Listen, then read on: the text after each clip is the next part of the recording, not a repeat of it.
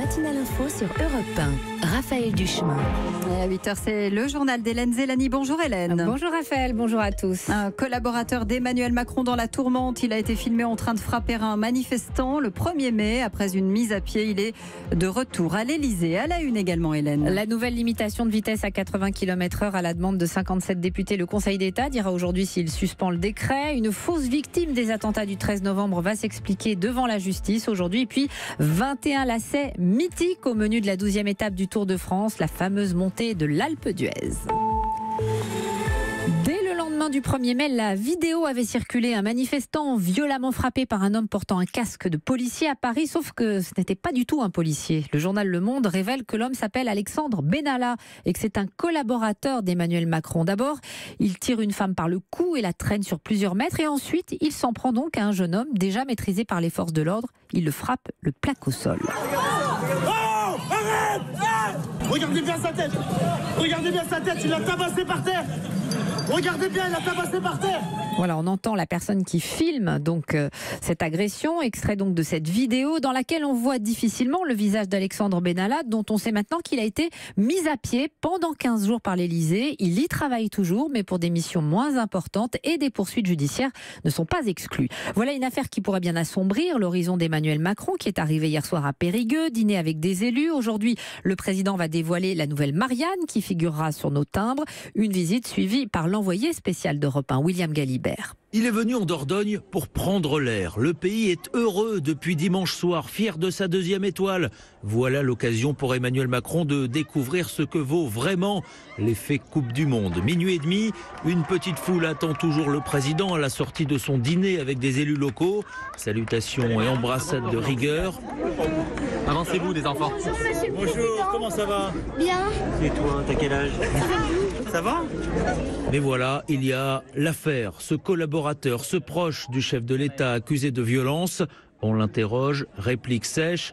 Je viens dire bonjour aux gens qui sont dehors par courtoisie. Je ne ferai aucune réponse. Le président souhaite se montrer à l'écoute des territoires, loin de son image de président des villes. Inauguration d'une maison de service public, déambulation au programme de sa journée. Mais il sait désormais que le nuage de la polémique risque de venir gâcher son petit coin de ciel bleu. Périgueux, William Galibert, Europe 1. Et autre sujet sensible qui pourrait bien s'inviter lors de ce déplacement d'Emmanuel Macron, la limitation à 80 km/h. Le Conseil d'État examine aujourd'hui le recours de 57 députés contre le décret qui diminue la vitesse depuis le 1er juillet sur les routes secondaires sans séparateur. L'audience dira si le décret doit être suspendu en attendant un examen sur le fond qui pourrait prendre jusqu'à 2 ans. Ni mollissement, ni précipitation. Le gouvernement promet un texte sur l'élargissement de la PMA à toutes les femmes avant la fin de l'année.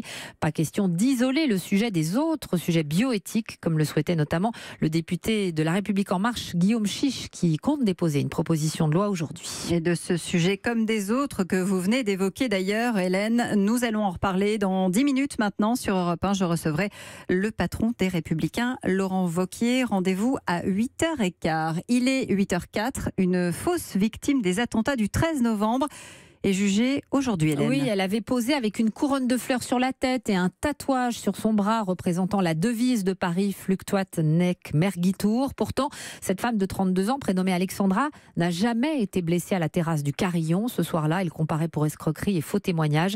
C'est l'association de victimes Life for Paris qui s'est rendue compte de la supercherie au bout de plusieurs mois. Chloé Triomphe. C'est en lisant les récits des rescapés dans différents médias que certains membres de l'association ont eu des doutes. Le témoignage d'Alexandra présentait différentes versions contradictoires. Alexis Lebrun, l'un des piliers de Life for Paris, se souvient d'une personnalité un peu dérangeante qui a très mal pris la remise en cause de son statut de victime. Alors on va dire que c'était quelqu'un d'extraverti. Alors c'est un trait de caractère, on va dire, qu'on a retrouvé chez certaines autres fausses victimes entre guillemets. Elle postait beaucoup de messages. On s'est rendu compte quand même au bout d'un moment que les personnes qui souffraient le plus, qui elles avaient été réellement touchées, souvent elles souffraient en silence et elles n'avaient pas tendance à se mettre en scène avec un pathos dégoulinant et vraiment tout était un peu too much, on va dire. Après un signalement à la justice, l'enquête a permis de découvrir que la jeune femme aurait indûment touché 20 000 € du fonds de garantie. Présentée une première fois devant la justice, elle avait demandé le report de son procès pour préparer sa défense et est soumise depuis à une obligation de soins. Au total, l'association a recensé 17 cas déjà déjà jugées ou en cours d'examen de fausses victimes des attentats. Chloé triomphe. La garde à vue de Thierry Solaire, levé hier soir sur avis médical. Le député de La République En Marche a eu un coup de fatigue, explique son avocat. Il est soupçonné de fraude fiscale, mais aussi de corruption et abus de biens sociaux. Le parquet précise que les investigations se poursuivent.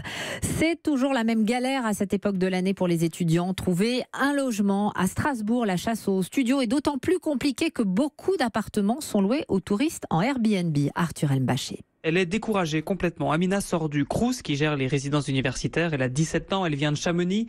Elle est censée commencer médecine ici à Strasbourg à la rentrée prochaine. Elle et sa maman viennent de s'entendre dire que non, il ne reste pas une place. On n'est pas de là et on prend un hôtel pour venir là, pour trouver un logement. Et au final, les agences, elles l'acceptent pas. Et après, les Crous là, ils disent non, enfin, c'est pas facile de trouver un logement pour les étudiants. Je ne sais pas pourquoi elle est compliquée comme ça. Normalement, priorité pour les étudiants. 1000 étudiants sans solution de logement à la rentrée prochaine, c'est ce qui se profile ici et c'est entre 2 et 3 fois plus que l'année dernière. En cause notamment 3000 appartements de centre-ville vampirisés par Airbnb, dixit Siama Kagababey, adjoint au logement à la mairie de Strasbourg. Un logement étudiant, vous le louez 400-450 euros par mois. Là, sur Airbnb, si c'est bien situé au centre de Strasbourg, vous allez louer 65-80 euros par nuit. En 10 nuits, vous avez déjà plus d'argent que le mois avec l'étudiant.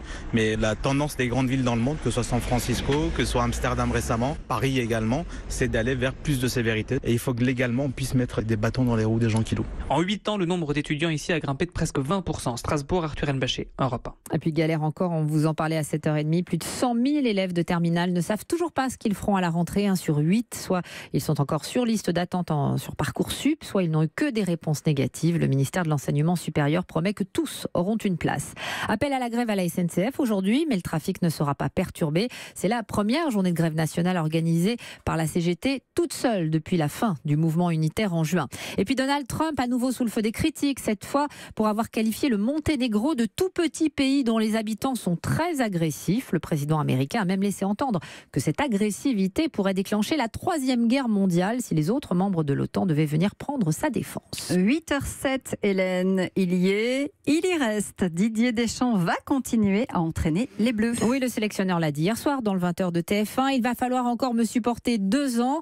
C'est une forme de respect envers le président de la fédération, Noël Le Graët, a-t-il ajouté. Quant aux joueurs, ils sont toujours accueillis en héros dans les villes où ils ont grandi, comme Hugo Lloris hier à Nice. Quelques 6000 personnes étaient rassemblées devant l'hôtel de ville. C'est important, en plus on est niçois, c'est encore plus de fierté pour nous en fait, d'avoir notre capitaine en plus, donc c'est cool. C'est quelqu'un de très humble, une belle personne. Voir un vrai joueur de football, c'est pas tous les jours. Donc c'est une chance unique. Je prends plein de photos pour me rappeler à quel point Hugo Lloris nous a fait gagner la Coupe du Monde. Et je suis très fière d'être bleu.